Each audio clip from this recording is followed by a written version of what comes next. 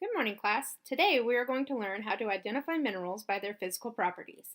We can do this by using our senses to observe the way a mineral looks and feels. Today I want to show you 4 different tests scientists use to find out what type of mineral they have.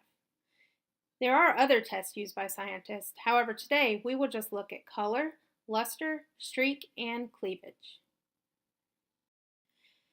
The first property we're going to take a look at is color.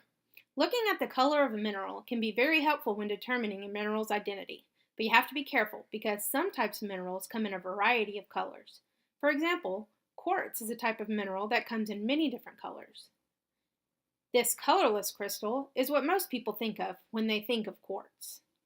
But quartz also come in other colors, such as pink, purple, and brown. Another thing to be aware of when using color to determine the identity of a mineral is that some minerals may appear alike in color, but are actually completely different in other properties. Take a look at these 2 minerals. Both appear gold in color. However, only one of these is actual gold. Can you guess which one it is? If you guess the one on the right, you are correct. If not, that's okay.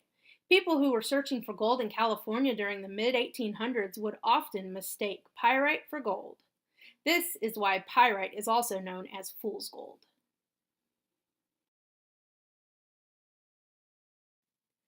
The next property we are going to look at is luster.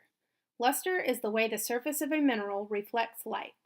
Some ways to describe a mineral's luster are metallic, glassy, or waxy. This sample of pyrite has a metallic luster. When you look at the way the light shines on the surface, you can see it looks like metal. That's why they call its luster metallic. This is a piece of gypsum. You can see it looks like a piece of broken glass. We would call this luster glassy. This mineral is called sodalite. It has a kind of waxy appearance, so you could describe its luster as waxy. The next property we're going to look at is streak. A mineral's streak is determined by the colored powder that a mineral leaves when it is scratched across the surface of a special plate. I have here 2 streak plates. They're really just ceramic tiles, but it'll work for what we're going to do. One is black and one is white. The reason for this is if a mineral is going to leave a white streak, that is, if the powder the mineral leaves behind is going to be white, it'll be easier to see it if we scratch it along the surface of the black tile. And vice versa. If it's a darker mineral, it's going to leave a darker streak. We're going to need to scratch it on this white tile so we can better see the color of the powder. Now, you may be asking yourself, why do we need to do this? Can't we tell what color the powder will be just by looking at the color of the mineral? Well, some minerals do leave a streak that matches its color, but sometimes the streak will be a different color than the mineral itself. Okay, let's try one. This is a piece of calcite. See the powder it leaves behind when scratched across the plate? This tells us that calcite has a white streak. This is a piece of alabaster. It's a type of gypsum. Let's see what color its streak is. I'm going to try it on the white one. You can kind of sort of see the white streak. But if I do it on this black one, you can for sure see it. So alabaster has a white streak. Okay, let's do another one. This one is called pyrite. You remember earlier we learned that its nickname is fool's gold? Let's see what its powder looks like. We'll try it on the black one. You can kind of see it. Let's do it on this one. It might be a little easier. Yeah. So you see that?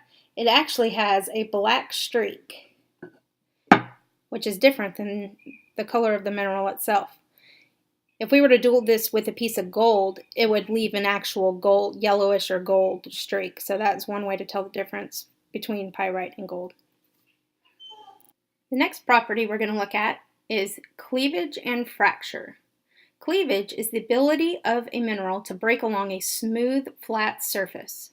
If a mineral breaks into fragments that are rough or jagged, it is called fracture.